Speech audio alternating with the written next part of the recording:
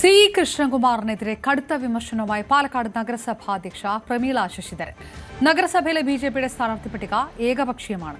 സംഘടന പിടിക്കാൻ കൃഷ്ണകുമാർ പക്ഷം ഏകപക്ഷീയമായി പട്ടിക തയ്യാറാക്കിയെന്നും സംസ്ഥാന നേതൃത്വത്തോട് അതൃപ്തി അറിയിച്ചിട്ടുണ്ടെന്നും പ്രമീള പറഞ്ഞു. ഇവിടെ തന്നെ പൊതുവെ ജനങ്ങൾക്ക് അറിയാലോ, ഒരു വിഭാഗം ആൾക്കാർക്കാണ് ഇവിടെ പ്രാധാന്യത എന്നുള്ളത്. പത്രമാധ്യമങ്ങളോട് ഞാൻ പറയേണ്ട ആവശ്യമില്ലല്ലോ.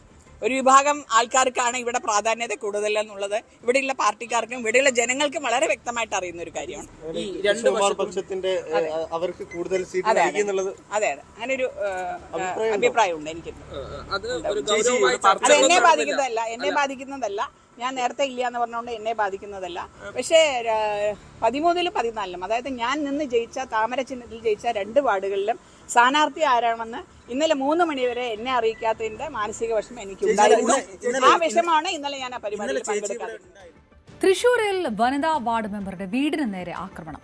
കൈപ്പറമ്പ് പഞ്ചായത്തിലെ 16-ാം വാർഡ് മെമ്പർ അഖില പ്രസാദിന്റെ വീടിന് നേരെയാണ് ആക്രമണം. നിലവിൽ CPM 18-ാം വാർഡ് സ്ഥാനാർത്ഥിയാണ് അഖില.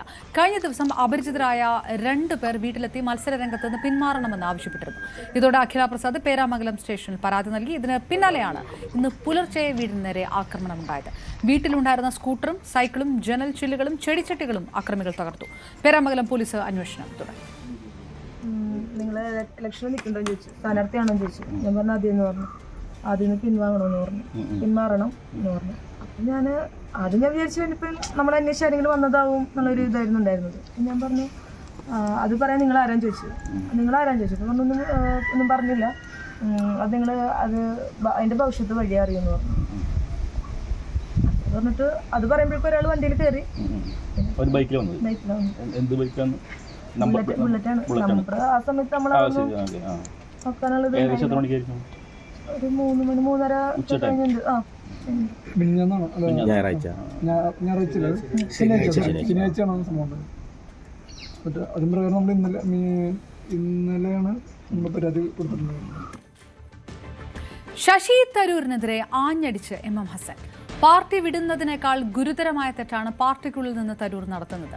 തരൂരിന് സ്വതന്ത്ര നിലപാട് സ്വീകരിക്കണമെങ്കിൽ ആദ്യം പ്രവർത്തന സമിതി അംഗത്വം രാജിവെക്കണം. സ്ഥാനാർത്ഥികൾ ഒപ്പം കൂടിയതുകൊണ്ടാണ് തരൂർ തലസ്ഥാനത്ത് പ്രചാരണത്തിനെത്തിയതെന്നും തരൂരിനെതിരെ എന്ത് നടപടി വേണമെന്ന് തീരുമാനിക്കേണ്ടത് ദേശീയ നേതൃത്വമാണെന്നും MM ഹസൻ ന്യൂസ് 8 പറഞ്ഞു. നെഹ്റു ഫാമിലിയെ ഡൈനാസ്റ്റിയാണ് അതിലെ ഓരോരുത്തരും എന്ന് പറയുമ്പോൾ ഞാനൊരു കാര്യമേ പറഞ്ഞുള്ളൂ. നെഹ്റു കുടുംബത്തിന്റെ ഔദാര്യത്തിലാണ് അദ്ദേഹം രാഷ്ട്രീയത്തിലേക്ക് വന്നത്. അവരുടെ ഔദാര്യത്തിലാണ് അദ്ദേഹം ഇന്ന് വഹിക്കുന്ന എല്ലാ സ്ഥാനങ്ങളിലും എത്തിയത്. അങ്ങനെ ഒരാൾ നെഹ്റു കുടുംബത്തെ കുറിച്ച് ഇതുപോലെ അത് എന്താണ് കുടുംബാധിപത്യമാണ് നേതൃത്വത്തിലുള്ളവരെന്ന് പറഞ്ഞത് ശരിയായില്ല. മാത്രമല്ല, ഞാനൊരു കാര്യം പറയട്ടെ, കോൺഗ്രസിന്റെ അത്യുന്നത സമിതിയിലെ അംഗമല്ലേ അദ്ദേഹം രാഷ്ട്രീയക്കാരൻ, സാഹിത്യകാരൻ, ബുദ്ധിജീവിയൊക്കെ ആയിരിക്കാം. പക്ഷേ സ്വതന്ത്രമായ അഭിപ്രായം പറയാൻ അദ്ദേഹത്തിന് അവകാശം വേണമെങ്കിൽ, സ്വാതന്ത്ര്യം വേണമെങ്കിൽ ആദ്യം ചെയ്യേണ്ടത് കോൺഗ്രസിന്റെ ഹയസ്റ്റ് പോളിസി മേക്കിംഗ് ബോഡിയിൽ നിന്ന് അദ്ദേഹം രാജിവെച്ച് മാറി നിൽക്കണം.